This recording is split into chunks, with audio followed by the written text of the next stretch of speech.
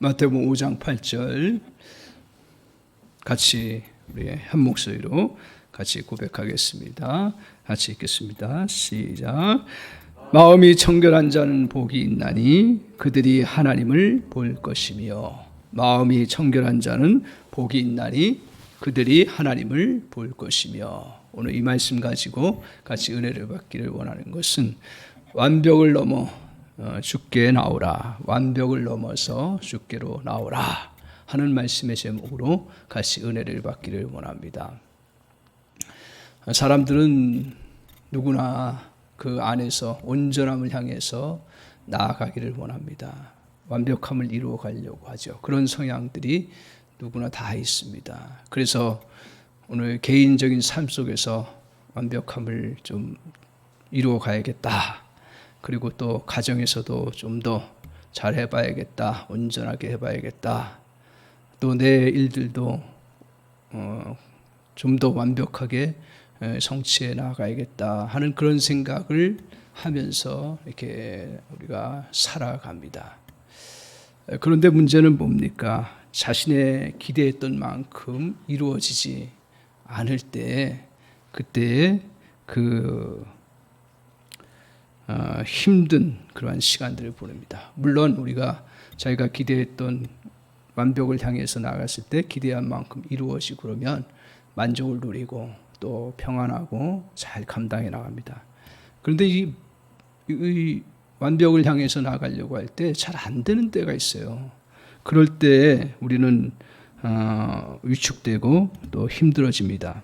역할을 잘 감당하지 못하거나 일을 못하면 어떻습니까?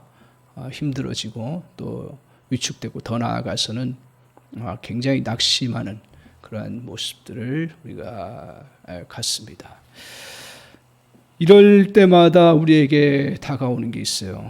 우리가 특별히 이제 마음을 좀 깨끗하게 하면서 반듯하게 살아야겠다 생각하는데 그게 제대로 잘 안 될 때, 그럴 때마다 동의 안 할 수 없는 그런 말씀이 있지요. 예레미야의 말씀 통해서 우리에게 가르쳐 주신 것은 만물보다 심히 부패하는 것이 사람의 마음이다. 사람의 마음이 그렇게 부패했다는 것을 이렇게 우리가 고백하지 않을 수가 없는 거예요.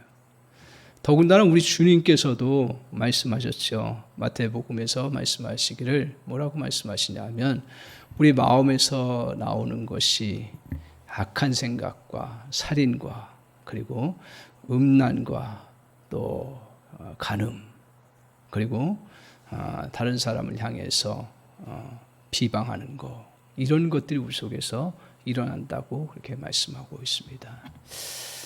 오늘 이 말씀을 우리가 이렇게 대할 때 오늘 말씀이 뭡니까? 마음이 청결한 자는 복이 있나니 그들이 하나님을 볼 것이며. 이 말씀을 저 여러분은 어떻게 생각하고 또 이 말씀 받아들이고 살아가십니까? 마음이 청결한 자는 복이 있다 그랬어요. 너무 좋은 말씀인데, 그런데 내 자신을 보면 마음이 청결해요? 물론 청결하려고 노력하고 또 청결을 힘쓰고 있지만 청결하지 않다는 거예요. 그럼 나는 복이 없는 자인가? 이런 생각을 많이 하면서 이 말씀을 봅니다. 그리고 좀 상태가 좋을 때는 그래도 저 말씀 그래도 그래, 나 주님 안에서 깨끗이 사는 느낌이 드니까 복이 있겠구나, 이렇게 위로를 삼을 때가 있어요. 그러나 아무리 나를 뒤져봐도 목회하는 저도 얼마나 나쁜 일을 하겠어요. 늘 말씀 대하고 증거해야 되고 교인들 또 같이 나누고 그러는데, 그런데도 불구하고 깨끗하지 못한 거예요. 자신이 없는 거예요. 청결하다는 말은 무슨 뜻이에요? 쉽게 비유로 얘기하면 하얀 타일이 있는 그 목욕탕, 조그만 목욕탕을 깨끗이 청소했어. 거기에 머리카락 하나 떨어졌어요. 그러면 청결할까요? 안 한 거거든요. 청결이라는 것은 아주 깨끗한 거예요. 흠이 없는 거예요. 그런 청결한 자는 복이 있다는데 나하고는 먼 얘기구나. 그래, 조금 더 노력해보자, 미래를 향해서 해보자 생각해도 나 자신을 지금까지 살아보니까 내가 아무리 미래에 깨끗해진다 할지라도 청결해지지 않는 걸 느끼게 돼 있어요. 참 나는 그래서 이 말씀과는 먼 거구나. 난 청결한 자는 복이 있다는데, 그리고 더군다나 그 하나님을 본다라는데, 이 말씀하고는 상관없는 사람이구나. 그냥 저거는 이제 주님이 말씀하신 거니까 그래 받아들이는 거죠. 그런데 가만히 생각해 보면 오늘 주님께서 분명히 이 말씀 통해서 복이 있다고 말씀하셨잖아요. 우리가 산상수훈을 우리가 같이 계속 살펴보면서 주님은 위로 차원에서 말씀하신 거 아니라고 했잖아요. 윤리 도덕 하기 위해서 저렇게 말씀하신 거 아니라고 했잖아요. 우리 주님은 실제로 복이 되니까 복된다고 말씀하신 거고, 그리고 청결한 자에게 하나님께서 복을 주신다고 약속하셨고 그대로 이루어진다라는 사실을 오늘 주님은 우리에게 제시해 주시고 그걸 누리도록 하기 위해서 저 말씀을 주신 것입니다. 그렇다면 청결한다는 게 뭐냐, 청결이. 그리고 하나님을 본다는 게 뭐냐. 하나님을 본다 그러면 또 어떤 성경 구절에는 하나님을 보는 사람은 살아남지를 못해요. 구약시대에 보면. 그 말씀 기억나시죠? 그럼 저기서 주님께서 말씀하시는 하나님 본다는 게 뭐냐 하는 거예요. 먼저 그러면 이 청결이 무슨 말이냐 하는 거예요. 한마디로 얘기하면 우리식으로 표현합니다. 뭐냐면 완벽한 사람이에요. 완벽주의적인 그러한 모습을 가진 사람입니다. 완벽한 사람이에요. 우리에게는 완벽을 향해서 나가려고 하는 속성이 누구나 다 있다 그랬죠. 그런데 특별히 이제 기질들이 다 달라요.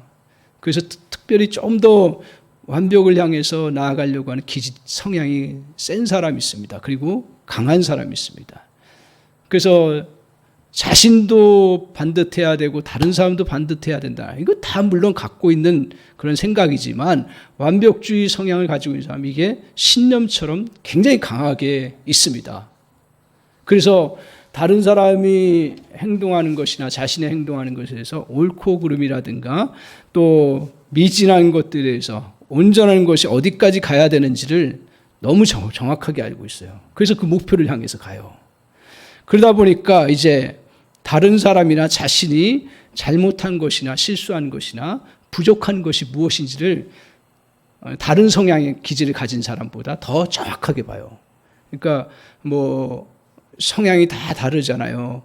그 성향이 예술적인 성향이 있는 사람이 있고, 또 남을 도와주기를 좋아하는 헬퍼형이 있고, 또 그 평화주의자가 있고, 다 성향이 여러 가지가 있어요.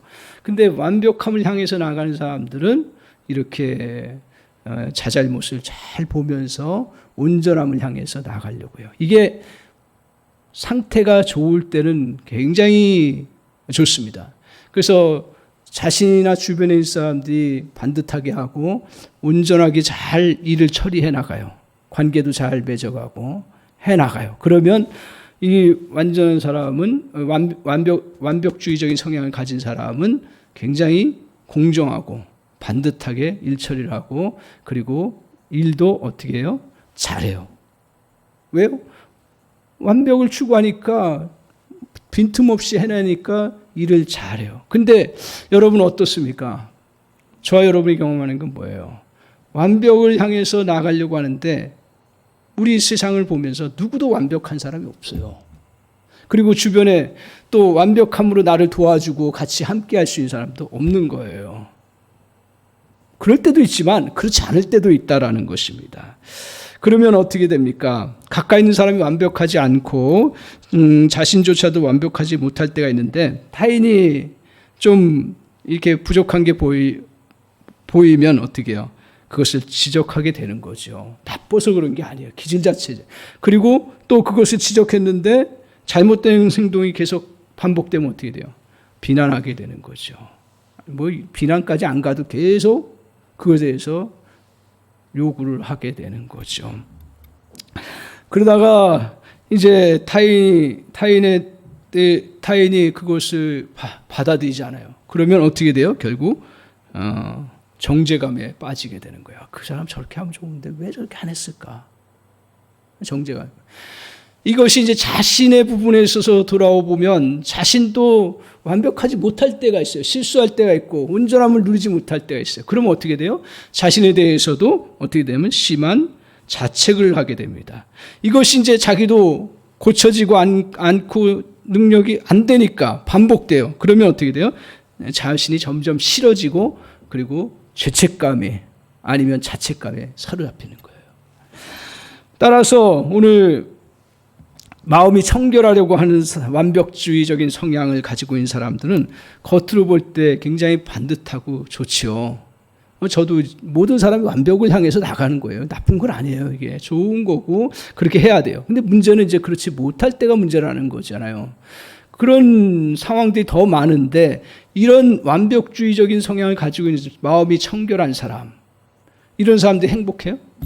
복이 있어요?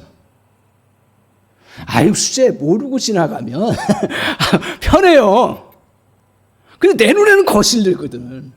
그러면 그 상황이나 사람에 대해서 또 나 자신에 대해서 그게 불편해지고 힘들어지는 거예요. 그러면 행복과는 거리가 멀어집니다. 청결한 자의 본래의 실상은 조금 더 깊이 들어가면 약간 비참할 수 있어요. 약간 비참할 수가 있어요.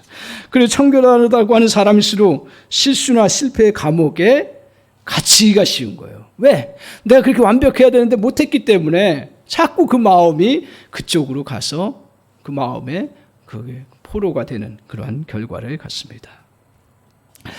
오늘 주님 앞에 나온 사람들은 어떤 사람들이 있을까요? 여러 사람이잖아요. 오늘 주님께서 산상순 선포할 때 여러 사람입니다. 그런데 거기 나온 사람들 중에서 이런 뭐 다 그렇겠지만 거의 다 근데 특별히 완벽주의적인 성향을 가지고 있는 사람이 있다라는 얘기예요. 많이 있다라는 거예요. 오늘 그런 사람들 한번 우리가 좀 말씀을 근거로 해서 우리가 한번 살펴볼까요? 어떤 사람일까요? 이제 조금 어린 때 시집을 갔어. 시집을 가서 뭐 그렇게 배운 건 없지만 성향이 완벽적이고 깨끗하고 정직하고 모든 걸 잘해요. 그래서 열심히 시댁을 섬겼어요. 근데 인생이라는 게 열심히 해가지고 인정받고 잘 이렇게 칭찬받으면 좋은데 그렇지 않은 사람이 있어요. 또 시댁이 그것을 오해를 해서 뭔가 맨 처음에 들어올 때 뭐가 문제가 있다든가 또 자기 그 기준에 안 맞는다든가 여러 가지 이유가 있을 거예요. 그런 것 때문에 열심히 섬기고 열심히 했지만 결국 내쳐버리는. 그래서 그냥 혼자 살아야 되는 그런 여인들이 이게 있는 거예요.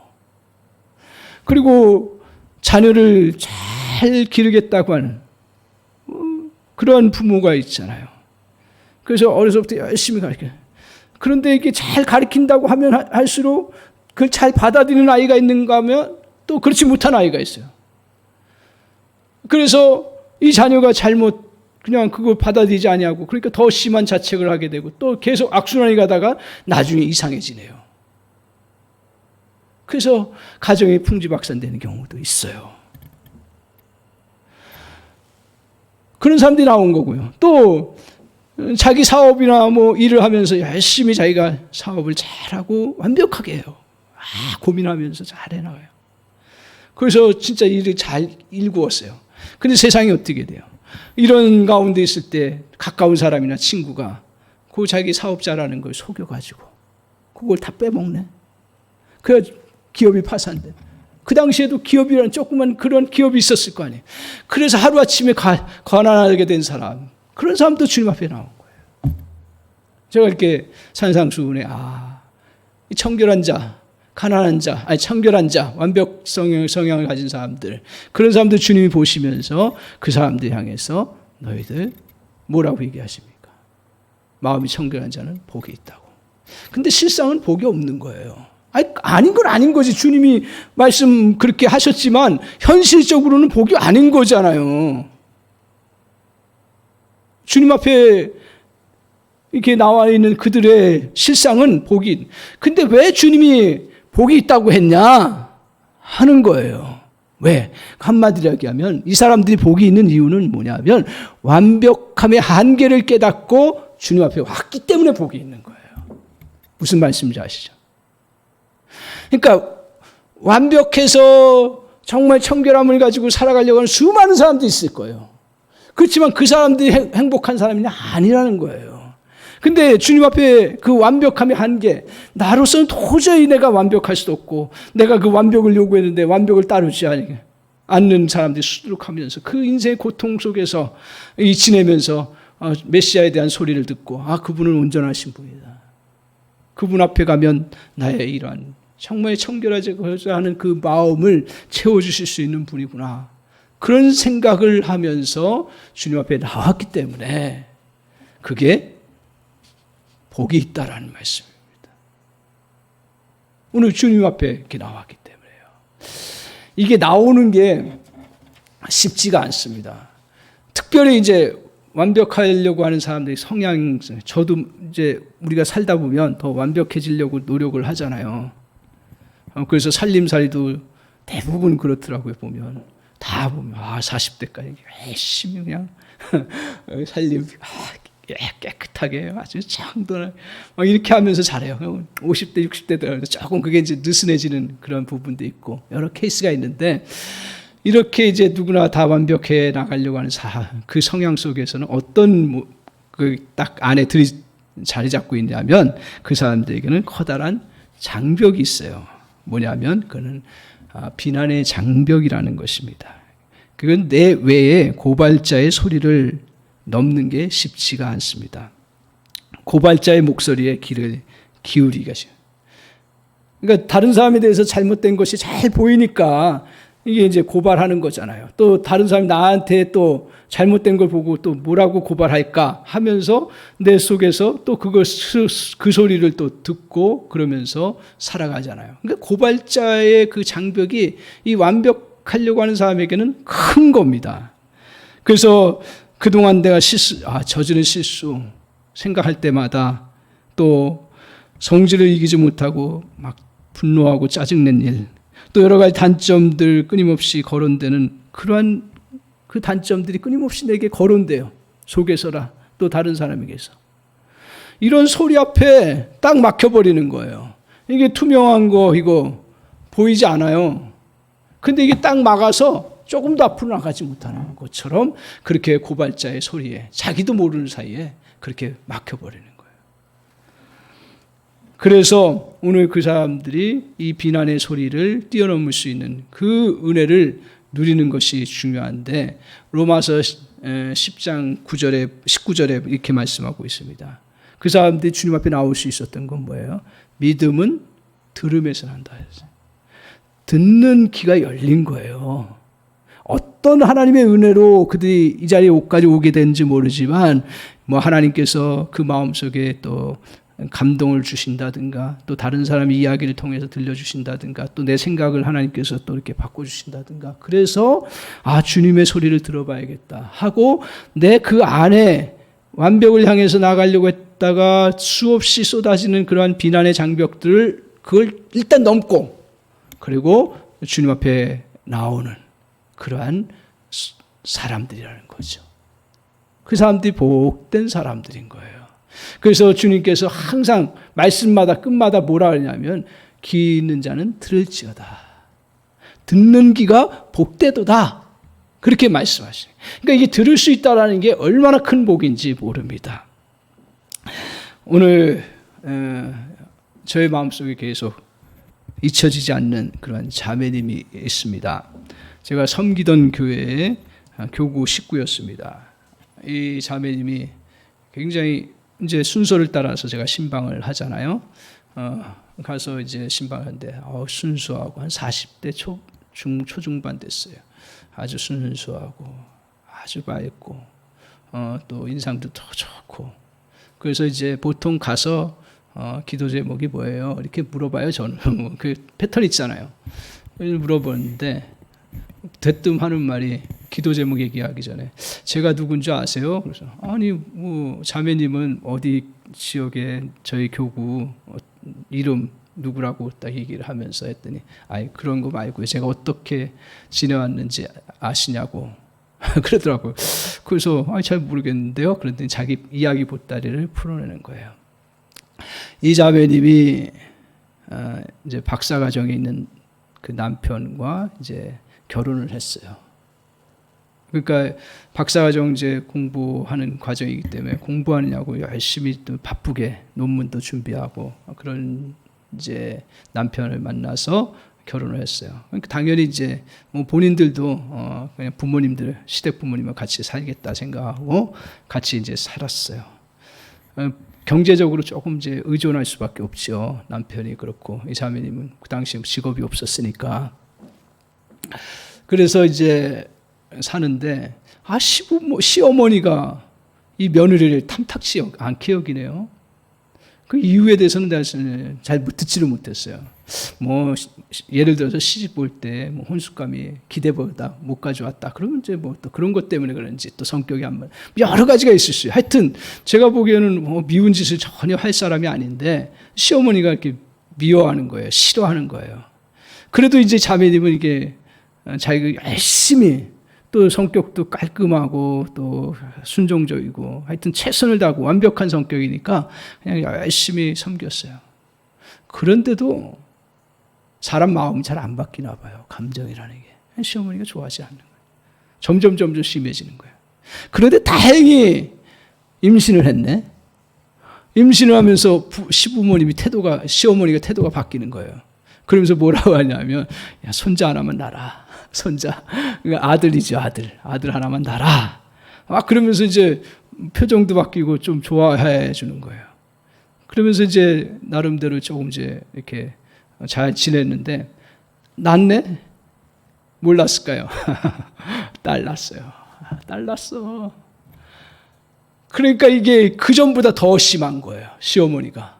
기대했던 것도 이제 충족이 더 안 되고 또 미운 게 더 그냥 미운 짓만 한다 이런 식으로 그거 상관 있나? 이 자매는 최선을 다해서 섬기고 열심히 했는데 너무 심해지는 거예요. 그러니까 막 그냥 그 안에서 막 정신적으로 막 스트레스 받고 그러면서 약간씩 우울증 찾아오고 그래도 버텼어요. 그런데 이제 또 아기가 딱 들어섰네. 그러니까 이제 이번에는 이제 아들 좀 낳아라. 그러면서 이제 아들을 기대를 하고 이제 참고 잘 했어요. 근데 뭘 낳았을까요? 또 딸 낳았어요. 야, 인생이 이렇게. 그러니까 그 자매에게는 얼마나 힘들었겠어요. 너무 힘든 시간. 그러니까 계속 그냥 시어머니가 이제 더 이상 가능성 없으니까 더 구박이 심해지고 그냥 걔네들 자기 구박하는 건 괜찮은데 애들 그 딸 둘 막 그냥 막 미워하고 막 그냥 괴롭히고 시어머니가 그렇게 되더라고. 이해가 안 되죠. 그래서 그러니까 막 자매가 막 미쳐 돌아가는 거예요. 막 완벽하게 하려고 하고 온전하게 깨끗하게 하고 나름대로 잘 했는데 그런 가운데서 정신이 확 돌아버려요. 확 돌아버리니까 이거 집에 불을 질렀어요. 그 전에 뭐 얼마나 충동이 심했겠어요. 죽고자 하는 충동. 그냥 불을 질렀어요. 그러니까 정신 나간 상태에서 불 질러 다 죽겠다 했는데 자기는 불 났으니까 그냥 놀래가지고 튀쳐나온 거야. 근데 아이들은 그 자리에서 다 죽은 거예요. 그러니까 그 다음에는 뭐 완전히 이 자매는 이제 정신병의 아주 중증 환자, 갇혀가지고 전혀 나오지 못하는 그런 곳에 갇혀서 지내게 됐습니다. 도저히 희망이 없었죠. 그런 가운데 알고 있던 지인 권사님이 그 자매에 대해서 상황을 잘 아니까 너무 불쌍해서 가서 이제 또 여러 가지 챙겨주기도 하고, 뭐 면회니까 꼭 그 정기적으로 면회 시간에 찾아가서 이렇게 이제 예수 믿어라. 예수님을 받아들여야 된다. 근데 들려요. 그게 안 들리지. 근데 이제 이게 사람이니까 이게 느끼는 거야. 권사님 자기를 사랑으로 긍휼로 해준다는 거 조금씩 느끼니까 이제 권사님이 권면하는 거 들으려고 하는데 어느 날 이제 성경책을 딱 넣어줬네요. 성경책을 넣어줘서 이제 성경책을 보면서 이제 권사님이 이제 중간중간 너의 그러한 부족함을 하나님 주님 앞에 다 맡겨라. 그리고 주님이 채워주실 거다. 주님의 온전하신 가운데 나아가라. 그런 말들이 이렇게 이제 느껴지기 시작한 거예요. 그러면서 자기가 완벽하지 못한 것에 대한 죄책감에서 자꾸 이제 내려놓기 시작하는 거예요. 주님께만 가면 된다 그러니까. 가면서 이제 주님이 온전하신 분이라는 걸 알아가고 그분이 나의 그 부족함과 나의 완벽하지 못함을 받아주시면서 채워주시는 그 은혜가 있다는 거, 그걸 알기 시작한 거예요. 이게 그 영적인 깨달음이 생긴 거죠. 하나님의 은혜죠. 그러면서 이분이 이제 회복되고 치유되면서 다시 이제 정상적으로 돌아오고, 그러면서 이제 반듯하게 생활하고, 그리고 이제 영적인 자녀들, 자기 자녀들은 이제 그렇으니까 영적인 자녀들을 잘 이렇게 케어하면서 지내는 그러한 과정이 있다는 이야기를 제가 간증을 들으면서 그 자매의 생각이 이렇게 오늘 또 다시 말씀을 보면서 떠오르는 거예요. 완벽은 좋은 거예요. 완벽은 해야 돼요. 그러나 완벽을 채워줄 수 있는 것은 자기도 안 되고 우리 주변에 있는 사람도 안 된다라는 거예요. 그 한계를 느끼고 주님 앞에 나오는 사람이 복이 있다라는 거예요. 오늘 우리는 주님을 잘 알고 있고 그렇게 살아갑니다. 우리 역시 이제 완벽을 향해서 나아갑니다. 깨끗함을 향해서 나아갑니다. 그러나 깨끗하지 못할 때가 얼마나 많은지요. 그런데 그때마다 나의 장벽을 뛰어넘고 주님 앞에 나아가는 그러한 자세가 우리에게 필요합니다. 오늘 이렇게 이제 주님께서 주님 앞에 나온 사람들 복이 있다는데 무슨 복이 있다 그랬어요? 무슨 복이 있다 그랬어요? 하나님을 본다 그랬어요. 여기서 하나님을 본다 할 때 우리가 꼭 기억해야 됩니다. 구약시대에 하나님을 본다 했으면 보는 사람은 죽는다 그랬어요. 죽어요. 그러니까 여기서 주님께서 하나님을 본다는 이야기는 뭐냐 하면 이제 그 염두에 둬야 되는 게 뭐냐면 하나님의 성품과 하나님의 행하심에 대해서 체험하고 누린다라는 거예요. 근데 그것도 일부분을 보는 거죠. 누리는 거예요. 그래서 하나님의 성품이 어떤 것이 있습니까?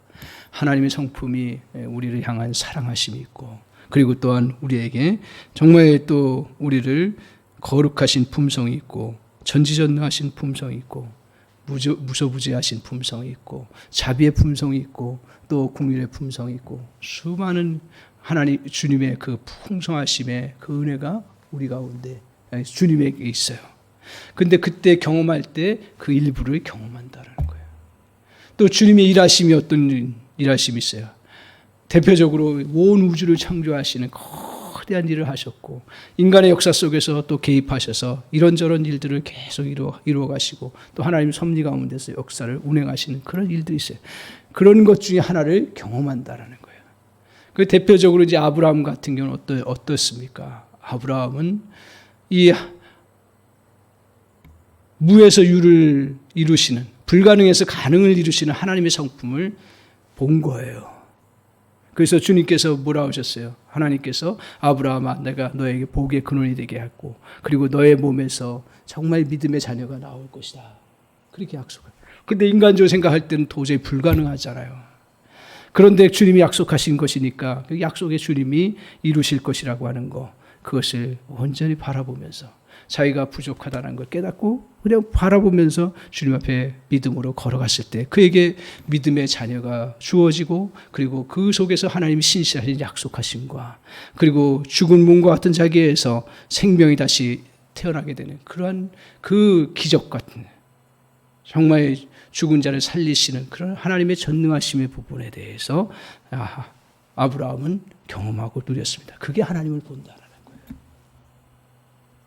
우리 한사람교회 성도님들은 잘 하나님을 내가 봤다, 이건 틀린 얘기예요.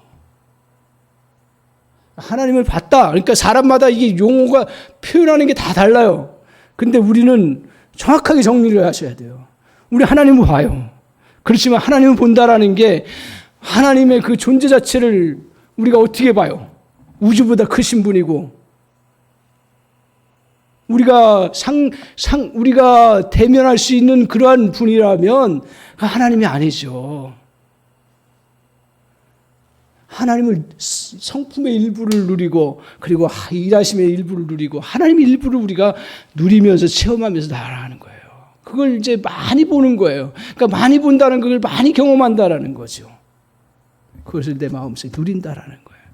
그렇기 때문에 잘 새겨서 들으세요. 그러니까 신앙의 성장이 이루어져야 되는 거예요. 그러니까 어떤 신비로운 권사님들이 뭐 하나님 봤다 그랬을 때 그게 뭘 말하는 건가를 정확하게 좀 정리할 필요가 있어요. 진짜 하나님의, 우리식으로 얘기하면 하나님의 그 존재 자체, 그 구약시대에 그것처럼 보는 것처럼 본다라는 얘기인가, 아니면 내가 하나님을 경험했다라든가, 그걸 잘 구별하세요. 우리는 어떻게 이 말씀을 해야 되냐면, 오늘 우리는 주님이 일하심과 주님의 성품을 우리가 주님 앞에서 믿음 생활, 약속의 말씀 붙잡고 가다 보니까 하나님 그렇게 일하시고 역사하시는 것들을 누리는 거예요. 그래서 사랑하는 성도 여러분, 오늘 우리가 이제 우리의 완벽함을 넘어서 주님께 나온 사람들에게 하나님의 성품과 하나님의 일하심을 보는 은혜를 하나님이 허락해 주셨어요. 그게 복 있는 사람이에요. 그런데 우리는 어떤 사람이에요? 더 복이 있죠. 우리는 왜 더 복이 있어요? 오늘 우리 예수 그리스도를 통해서 하나님의 모습을 더욱 온전히 우리는 누릴 수 있기 때문에 복된 사람입니다. 그래서 가늠한 여인을 자비롭게 하시는 그 주님의 그 자비하신 주님의 모습을 우리는 보고 누릴 수가 있는 거고요. 또한 이방인인 사람들을 또 소외된 자도 다 받으시고 온전케 세워주시는 그 주님의 온전하심을 우리가 보기 때문에, 누리기 때문에 복된 사람입니다. 또한 자녀가 죽었다고 그 절망하는 자에게 주님이 다시 오셔서 위로해 주시고 다시 그 자녀를 회복시켜 주시고 살려주시는 그 주님의, 정말 주님의 그 전능하심의 그 은혜를 우리가 누릴 수 있기 때문에 우리가 복 있는 자로 주님 앞에 서게 된 것입니다. 오늘 우리는 또한 주님 앞에 나아감으로 그리스도의 십자가를 통해 제사함을 받아서 거룩하고 정결된 자예요. 주님의 완전하심을 우리가 누리면서 살아가는 거예요. 거룩한 정결한 흰 옷을 입고 살아가는 자입니다. 우리 자체는 그렇지 않지만 우리는 그 옷을 덧입어서 살아가는 자입니다. 그래서 우리의 완벽함 속에서 더러움과 실수의 옷을 다 벗어버리고 주님이 입혀주시는 정결의 의복을 입고 나아가는 사람이 그의 믿음의 사람이고, 이런 사람들이 복 있는 사람인 줄 믿습니다. 그의 정결이, 그래서 깨끗함으로 주님의 정결케 하심을 우리가 덧입어서 나갈 때 우리가 깨끗한 자가 되는 것이고, 그리고 주님을 볼 수가 있는 그러한 은혜의 역사를 이루어 나갔습니다. 오늘 사랑하는 성도 여러분, 믿음의 주여 온전케 하시는 예수님을 바라보고 완벽함을 넘으십시오. 우리의 완벽함을 넘으십시오. 그리고 주님께 나아가 주님의 깨끗함을 붙들며 사십시오. 우리를 온전케 하시는 그 하나님을 더욱더 온전하게 우리가 볼 것입니다. 날마다 하나님을 보는 사람은 세상이 더러워도 실망하지 않습니다. 깨끗게 해주시는 은혜를 우리가 누리기 때문에 그렇습니다. 하나님을 보고 사는 사람은 깨끗함으로 채움받아서 어떻게 해요? 그 다음에 넉넉히 다른 사람들을 위해서 깨끗함으로 채워나갈 수 있는 놀라운 은혜가 있다는 거예요. 그래서 우리가 부족하지만 그러나 정말 우리 속에서 그 다른 사람을 향해서 우리 깨끗함으로, 정결함으로, 온전함으로 채워주시는 주님께 같이 가자고. 그래서 우리의 정말 입혀주신 그 은혜를 같이 나누면서 그도 온전한 주님을 만날 수 있도록 우리가 그 소개할 수 있고 또 그것을 인도할 수 있는 놀라운 은혜가 있다는 사실입니다. 오늘 사랑하는 성도 여러분, 우리 하나님을 날마다 보는 자가 되기를 바랍니다. 하나님을 보면 볼수록 우리는 더욱더 풍성한 삶을 누려나갈 수가 있습니다. 그래서 나의 완전함을 넘으십시오. 그리고 주님의 온전하심과 주님의 깨끗하심의 의의 옷을 입고 당당하게 나아가십시오. 그러면 오늘 우리는 주님을 더욱더 많이 보고 누리면서 복된 인생으로 우리를 하나님께서 인도해 주실 줄 믿습니다. 아멘.